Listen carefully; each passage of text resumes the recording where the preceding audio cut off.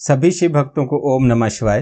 कृपया इस कथा को अंत तक सुने ताकि भगवान भोलेनाथ की असीम कृपा आप सबके ऊपर भी बनी रहे।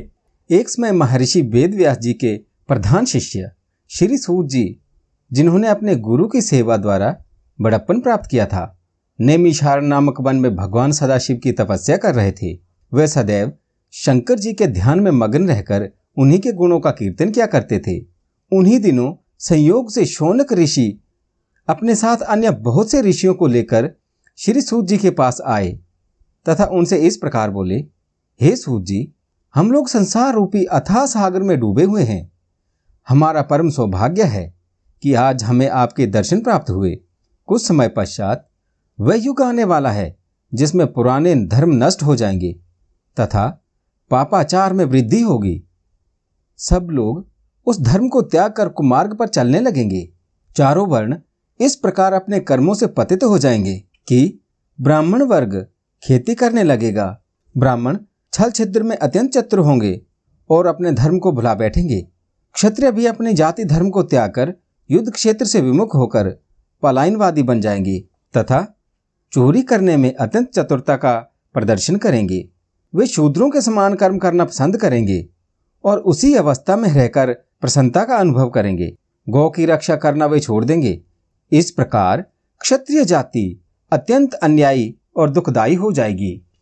इसी प्रकार वैश्य भी अपने श्रेष्ठ धर्म को त्याग कर पाप कर्मों द्वारा धन का संचय करेंगे एवं उत्तम मार्ग को ठुकरा देंगे। इसी प्रकार शूद्र भी अपने धर्म को त्याग कर ब्राह्मण का कर्म करने की चेष्टा करेंगे। शूद्रों द्वारा इस प्रकार विपरीत कर्म किए जाने पर ब्राह्मण का तेज नष्ट हो जाएगा। ऐसी दशा में संपूर्ण प्राणियों की आयु भी कम रह जाएगी। संसार में जब इस प्रकार का अधर्म बढ़ जाएगा और जाति बंधन नष्ट प्राय हो जाएंगे, उस समय भिक्षुकों द्वारा भिक्षा मांगे जाने पर भी उन्हें कोई कुछ दान नहीं देगा। वर्ण संकर मनुष्य अपने को उच्च कुलीन समझकर दूसरे लोगों को हेय दृष्टि से देखेंगे। स्त्रियां भी दुष्ट प्रकृति वाली बनकर अपने पति की सेवा से विमुख हो जाएंगी। ऐसी अवस्था में संतान भी अपने माता पिता से प्रीति रखना त्याग देंगे। मनुष्यों में संयम, जप, तप तथा शील नष्ट हो जाएगा। ऐसी अवस्था में प्रतिदिन सत्य और शौच का अभाव होता जाएगा। हे सूत जी, ऐसे घोर काली काल में लोग तपस्वियों को केवल इसलिए सम्मान देंगे कि वे उनके पुत्र आदि उत्पन्न होने की कामना को पूर्ण करने में सहायता प्रदान करेंगे। इस युग में केवल बालों को संभाल लेना ही सुंदरता का श्रेष्ठ लक्षण होगा और अपने पेट को भर लेना ही सबसे श्रेष्ठ कार्य समझा जाएगा।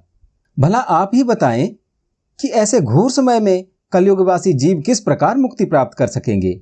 वे अपने पापों तथा शस्त्रों दुष्कर्मों को भस्म कर सत्य पथ को अपनाने में किस प्रकार समर्थ हो सकेंगे।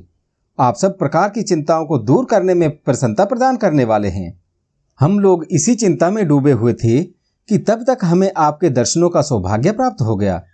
अब कृपा करके कोई ऐसा उपाय बताएं जिससे हमारी ये चिंता नष्ट हो जाए और हम प्रसन्नता को प्राप्त करें। संसारी जीवों का हित चाहने वाला आपके समान कोई दूसरा नहीं है। आपने भगवान वेदव्यास जी की अत्यंत सेवा की है और अनेक पापियों को पाप रूपी समुद्र से पार उतारा है। भगवान श्री कृष्ण ने अत्यंत कृपा करके आपको संपूर्ण पुराण पढ़ाए हैं, अतः आप हम पर भी अवश्य कृपा करेंगे। शौनक ऋषि के मुख से निकले हुए इन शब्दों को सुनकर सूत जी अत्यंत प्रसन्न हुए। उसके बाद अपने नेत्रों से प्रेम अश्रुओं की वर्षा करते हुए इस प्रकार बोले, हे शौनक जी तथा अन्य ऋषियों, आप लोग परम ज्ञानी एवं संपूर्ण संसार का हित चाहने वाले हैं। यद्यपि संसारी लोगों की वह बुद्धि नष्ट हो गई है जिसमें सबके मंगल का ध्यान रहता है, परंतु आप सब लोग अपने अपवाद स्वरूप हैं, क्योंकि आपने अन्य लोगों के उपकार के लिए ही मुझसे ये प्रश्न किया है। अतः अब मैं आपकी इस प्रीति के वशीभूत होकर भगवान सदाशिव की उस परम स्तुति का वर्णन करूंगा जिसे सुनकर काली काल के दुख नष्ट हो जाएंगे। अज्ञानी जीवों को भी मुक्ति प्राप्त होगी। यही कारण है कि जो लोग बुद्धिमान होते हैं वे भगवान सदाशिव की तपस्या द्वारा संपूर्ण पदार्थों को अनायास ही प्राप्त कर लेते हैं। शिवलोक में किसी भी प्रकार का शौक और दुख कभी नहीं व्यापता। जो लोग शिवजी का नमन करते हैं वे बहुत संतान प्राप्त करते हैं। अतः हे ऋषियों, उचित यही है कि इस संसार को दुख रूप समझकर शिवजी के चरणों में ही प्रीति लगाई जाए। हे शौनक, शिवजी की स्तुति करने में वेद भी असमर्थ हैं, अतः शिवजी का क्षण भर के लिए भी ध्यान करना नहीं भूलना चाहिए। सूत जी के मुख से ऐसे वचन सुनकर शौनक ऋषि अपने दोनों हाथ जोड़कर उनके सन्मुख बैठ गए। तदोपरांत सब ऋषियों ने परस्पर विचार विमर्श किया और कहा, हे सूत जी, शिवजी तो निर्गुण कहलाते हैं। उन्होंने सगुण रूप किस प्रकार धारण किया? उन्होंने संसार को किस प्रकार उत्पन्न किया तथा स्वयं किस प्रकार उत्पन्न हुए? वे प्रलय काल में संसार को नष्ट करके स्वयं किस प्रकार स्थित रहे?